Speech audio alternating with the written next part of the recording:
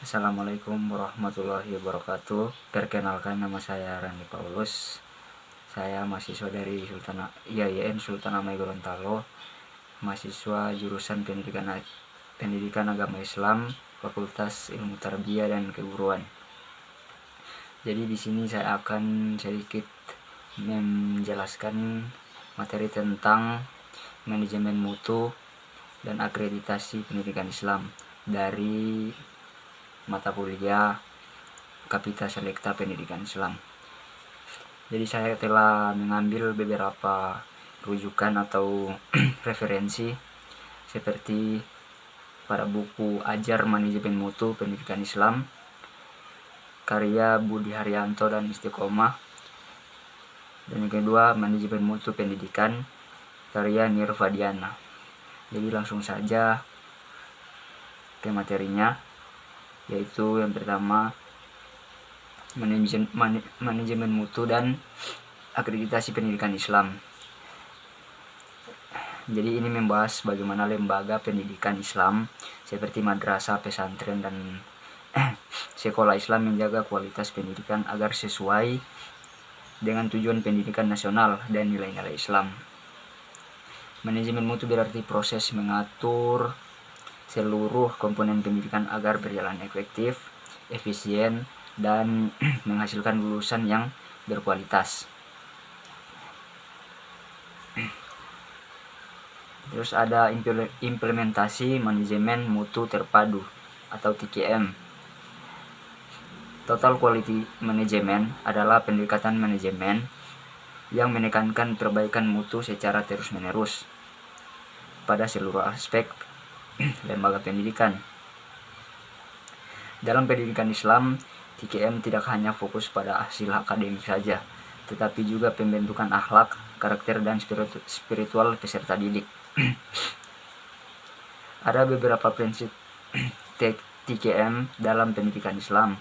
Yang pertama, perbaikan berkelanjutan. Terus fokus pada kebutuhan peserta didik. Terus ada keterlibatan seluruh unsur lembaga dan evaluasi berkala.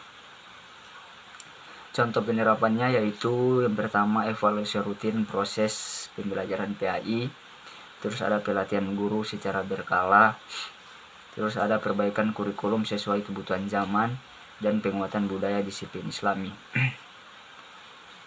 Terus berikutnya ada konsep ihsan sebagai dasar kualitas pendidikan.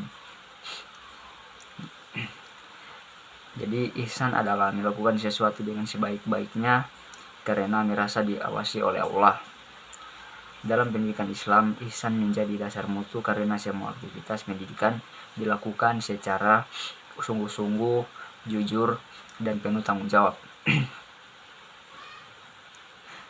Jadi dalam pendidikan Islam, ihsan menjadi dasar mutu karena semua aktivitas pendidikan dilakukan secara sungguh-sungguh, jujur, dan penuh tanggung jawab. Makna ihsan dalam mutu pendidikan yaitu guru mengajar dengan maksimal, siswa belajar dengan niat ibadah, kepala sekolah memimpin secara amanah, dan administrasi dilakukan secara tertib.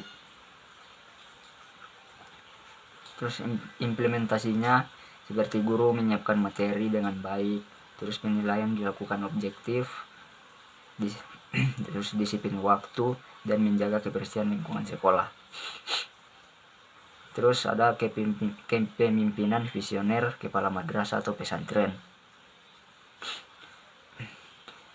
Kepala madrasah yang visioner adalah pemimpin yang memiliki arah masa depan jelas dan mampu membawa lembaga berkembang. Terus ada ciri-ciri kepemimpinan visioner yaitu memiliki tujuan jangka panjang, mampu membaca tantangan zaman, terus ada mengintegrasi nilai Islam dan modernitas, dan mendorong inovasi. Terus peran kepala madrasah atau pesantren itu menyusun program peningkatan mutu, membina guru dan tenaga kependidikan, menjalin kerjasama dengan masyarakat, terus mengembangkan budaya mutu. Jadi dalam Kapita Selekta PAI, kepala lembaga menjadi motor utama perubahan mutu pendidikan. Terus ada partisipasi stakeholder dalam peningkatan mutu. Stakeholder dalam pendidikan adalah semua pihak yang terlibat dalam pendidikan, seperti guru, orang tua, komite, masyarakat, pemerintah, dan alumni. Bentuk partisipasinya seperti orang tua mendukung pembinaan karakter di rumah, terus komite sekolah membantu program mutu, terus masyarakat mendukung kegiatan keagamaan, dan alumni memberi motivasi dan bantuan. Jadi dalam pendidikan Islam ada konsep tanggung jawab bersama dalam mendidik generasi. Terus ada strategi menghadapi akreditasi lembaga. Badan akreditasi nasional sekolah atau madrasah adalah proses penilaian kelayakan dan mutu lembaga pendidikan. Tujuannya itu menilai kualitas lembaga, menjamin standar pendidikan, dan menjadi dasar peningkatan mutu. Terus ada strategi menghadapi akreditasi, itu menyiapkan dokumen administrasi lengkap, terus memastikan proses pembelajaran berjalan dengan baik, evaluasi internal berkala, dan menyiapkan bukti fisik kegiatan. Di dalam lembaga Islam, akreditasi bukan hanya mengejar nilai, tetapi juga perbaikan nyata. Terus ada pemenuhan 8 standar nasional dan pendidikan. Jadi standar nasional pendidikan terdiri dari standar isi, standar proses, standar kompetensi lulusan, standar pendidikan dan tenaga kependidikan, terus standar sarana dan prasarana, terus 6 standar pengelolaan, terus standar pembiayaan, dan terakhir standar penilaian pendidikan. Dalam pendidikan Islam, semua standar dipadukan dengan nilai keislaman seperti akhlak siswa, budaya religius, dan kegiatan ibadah harian. Jadi mutu lembaga Islam dinilai dari kualitas akademik sekaligus pembinaan keagamaan.